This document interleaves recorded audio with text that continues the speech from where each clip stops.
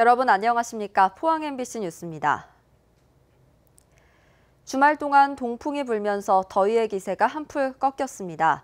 그래도 한낮 기온 33도 안팎의 더위는 계속되겠습니다. 안수진 기상캐스터입니다. 주말 동안 동풍의 영향으로 더위의 기세가 한풀 꺾였습니다. 울진과 영덕에 내려진 폭염특보는 해제가 됐고요. 포항과 경주도 폭염주의보로 한 단계 완화됐습니다. 다만 서쪽 지역에 영향을 주고 있는 제9호 태풍 레기마의 영향으로 공기 중에 수증기가 가득해서 더위 불쾌감은 매우 높게 나타나겠습니다. 어제 오후부터 방향을 틀은 제10호 태풍 크로사가 북쪽보다는 서쪽 방향으로 이동하면서 우리나라에도 간접 영향을 줄 가능성이 생겼습니다. 우리 지역으로는 광복절 전후로 태풍의 가장자리에서 부는 동풍의 영향으로 비가 내릴 가능성이 있습니다. 자세한 지역별 날씨 알아보겠습니다.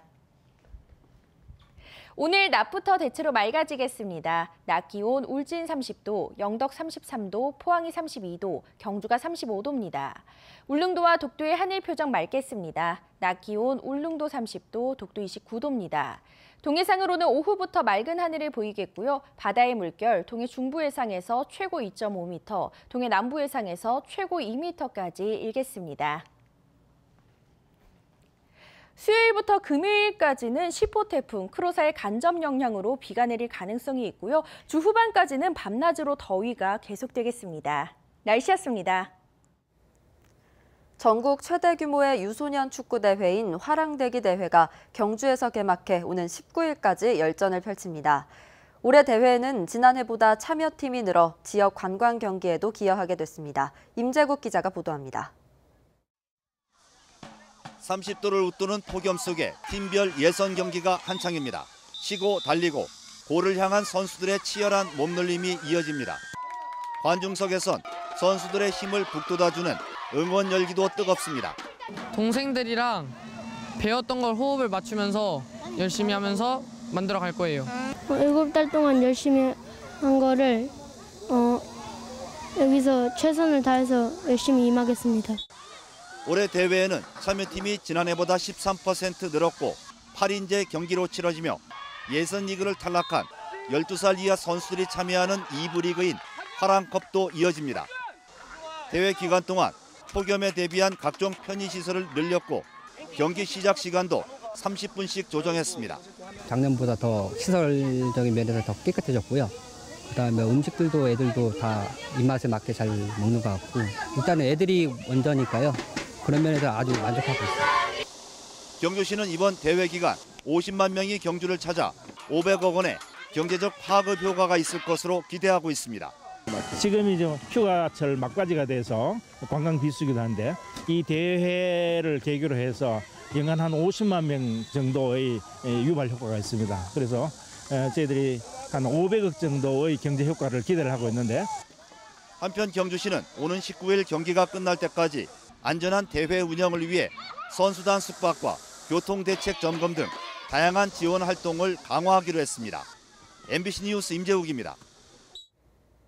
포항지진 범시민대책본부는 지진재난지원금 환수 처분을 철회해 줄 것을 행정안전부에 요청했습니다. 범대부는 지진 발생 한 달 후인 2017년 12월 29일 소파 판정을 받은 1,908명에게 100만 원씩 지급된 재난지원금을 행안부가 거주자가 아닌 소유자에게 지급됐다며 회수토록 한 것은 미중유의 자연재난을 당한 포항 시민을 전혀 배려하지 않은 조치라고 주장했습니다. 범대부는 행안부가 지난해 7월 주택 소유자에게 재난지원금을 지급할 수 있도록 훈령을 개정한 만큼 이번 사례에서도 소급 적용될 수 있도록 해달라고 촉구했습니다. 1970년대까지만 해도 포항 앞바다에서 고래가 노는 모습을 볼 수 있었다고 합니다. 지역의 청년 예술인들이 고래의 귀환을 바라며 창작 뮤지컬을 준비합니다. 한 주간 문화 소식과 함께 김정진 아나운서가 전합니다. 귀신고래가 나타나지 않아 축제를 포기해야 하는 상황인 마을 사람들. 포항 송도를 배경으로 고래의 귀환을 바라는 사람들의 사연이 판소리와 성악, 부용으로 어우러집니다.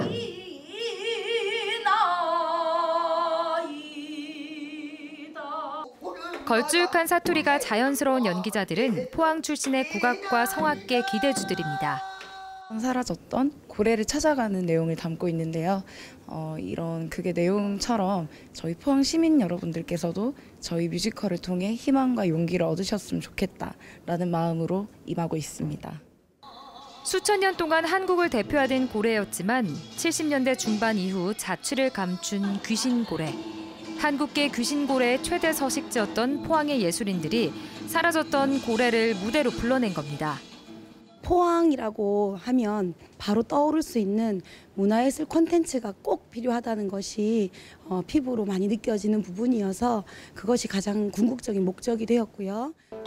이번 뮤지컬은 지역 교사들로 이뤄진 연주단을 포함해 70여 명이 무대에 오르며 공연 당일 고래를 콘텐츠로 한 문화체험 프로그램도 운영됩니다. 이어서 이번 주 공연입니다.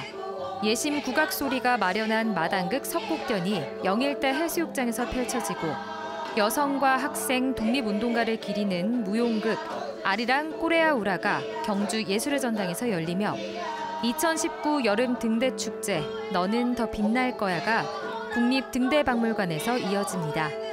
MBC 뉴스 김정진입니다. 일본의 경제보복 조치 이후 경북 지역 상당수 지자체들이 일본과 교류 사업을 중단하고 있습니다.